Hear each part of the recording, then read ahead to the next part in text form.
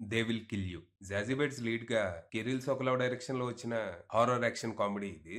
ఈ cinema story ఏంటి, దీని మీద నా ఒపీనియన్ ఏంటనేది ఇప్పుడు తెలుసుకుందాం పదండి. ముందుగా ఈ సినిమా స్టోరీ ఏంటంటే, ఈ సినిమాలో మన హీరోయిన్ ఏషియా రీవ్స్ 10 ఏళ్ల జైలు జీవితం తర్వాత రీసెంట్ గా బాగా డబ్బున్న వాళ్ళు మాత్రమే ఉండే ద వర్జిల్ అనే ఎక్స్క్లూజివ్ బిల్డింగ్ లో మేడ్ గా చేరుతది. అయితే తను అక్కడ పనిలో చేరటానికి కారణం తన చెల్లెలు. కొన్నాళ్ల క్రితం అదే బిల్డింగ్ లో పనిలో చేరిన తను కనపడకుండా పోతుంది. ఇలాంటి మిస్సింగ్ కేసులు అక్కడ కొత్తేం గాదు. తన చెల్లి కంటే ముందు అక్కడ చాలా మందే కనపడకుండా పోతారు. బలిసిన వాళ్ళ బిల్డింగ్ అవటంతో పోలీసులు కూడా ఎంజాయ్ అని వదిలేస్తా ఉంటారు.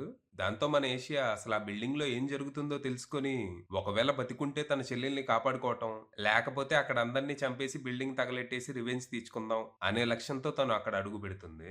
కానీ అక్కడికొచ్చాక ఆ బిల్డింగ్ సీక్రెట్ ఏంటో తెలిసాక తన చెల్లిని కాపాడుకోవటం, అక్కడ వాళ్ళని చంపటం దేవుడిరుగు. తను ప్రాణాలతో ఆ బిల్డింగ్ నుంచి బయటపడటమే పెద్ద విశేషం అని తనకు అర్థమైతది. మరి ఈ సిచ్యువేషన్ లో మన ఏషియా ఏం చేసింది? అసలు ఆ బిల్డింగ్ ఏంటి? దాని చరిత్ర ఏంటి? అక్కడ ఏం జరుగుతోంది? మనుషులు ఎందుకు మిస్ అవుతున్నారు? ఇంతకీ 10 ఏళ్లుగా మన ఏషియా జైల్లో ఎందుకుంది? తన కథేంటి? చివరికి తను ఆ బిల్డింగ్ నుంచి బయటపడగలిగిందా? తన చెల్లిని కాపాడుకోగలిగిందా? ఈ ప్రాసెస్ లో అక్కడ జరిగిన విధ్వంసం, తను సృష్టించిన రక్తపాతం ఏంటి అనేది మీరు సినిమా చూసి తెలుసుకోవాలి. ఇక ఈ సినిమా అద్దిరిపోయింది. కథ కొంచెం 'రెడీ ఆర్ నాట్' సినిమాకి సిమిలర్‌గా ఉన్నా, స్క్రీన్ ప్లే చాలా ఎంగేజింగ్‌గా, థ్రిల్లింగ్‌గా, హిలేరియస్‌గా సాగిపోయింది.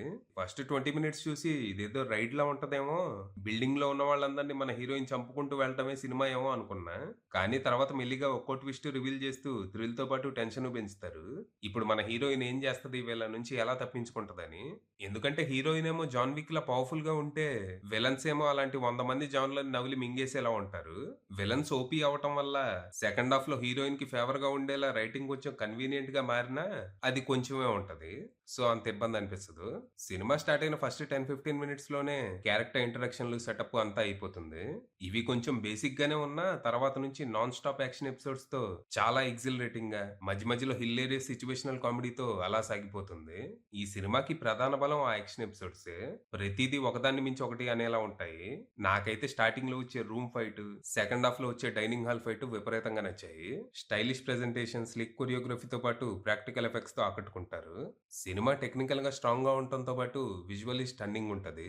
Cinematography, production design top notch ఉన్నాయి. ఆ సెట్స్ అన్ని భలే డిజైన్ చేశారసలు.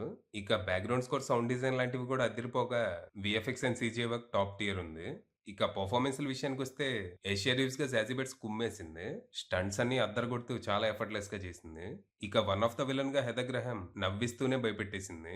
ఫైనల్‌గా ఇదేదో అద్భుతమైన సినిమా, ఇలాంటి సినిమా ఇప్పటివరకు రాలేదు అని నేను చెప్పట్లేదు గానీ, it's a pretty damn good time at the movies అని మాత్రం చెప్పగలను. ఒకవేళ మీకు ఈ 'రెడీ ఆర్ నాట్' లాంటి ఓవర్ ద టాప్ ఉండే వైలెంట్ మూవీస్ అంటే ఇంట్రెస్ట్ ఉంటే ఖచ్చితంగా ఈ సినిమా ట్రై చేయండి. ప్రస్తుతానికి ఈ సినిమా థియేటర్స్‌లో రన్ అవుతుంది. ఇంట్రెస్ట్ ఉన్నోళ్ళు ట్రై చేయొచ్చు. అది విషయం.